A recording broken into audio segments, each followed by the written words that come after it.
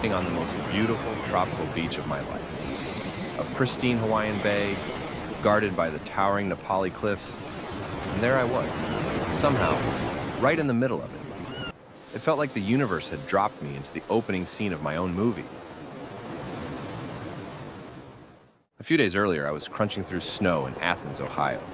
And now here I was, barefoot in paradise. The shift was so drastic, it felt like stepping into another dimension. Even the sand didn't feel real. It wasn't even sand, just tiny polished shells shimmering like jewels. I'd never seen anything like it. Every handful felt like holding a pocket full of stars. Then, out of nowhere, this beautiful blonde woman, like some kind of beach nymph, ran right past me and dove into the water. The whole moment felt unreal. Look what you found, A moment later, little her guy. toddler toddled straight toward the waves. Instinct That's a kicked in. beautiful I jumped up and walked beside him, just making sure he didn't get swept into the More sea. walking? She invited me to meet her friends, sun-bleached surfers. They told me about Taylor Camp, a barefoot utopia on Elizabeth Taylor's brother's land, where they'd lived in tree houses above the beach. It sounded like a myth, but it was all real.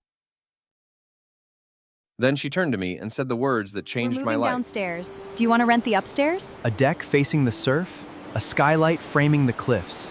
It felt like the island itself was offering me a key. We're moving I downstairs. called home from a payphone with the ocean at my back. My wife answered, surrounded by winter snow, and without hesitation, she said, "My next call is to a travel agent." A week later, home, my my wife and loves. daughters flew in. Oh, Just like Bruce, that, we stepped missed into a you. new life, Daddy, across I from missed the you all most so beautiful beach much. I'd ever seen. It's perfect, isn't it? Soon we were exploring Welcome home, Limahuli my Valley, the most mystical place I'd ever walked. Triangular stones aligned to ancient energy lines, stories of the kahuna who once worshipped here. The air itself felt sacred. This was the heart of old Hawaii, where hula was born, where ancient priests prayed at sacred heiau. You could feel history humming beneath your feet.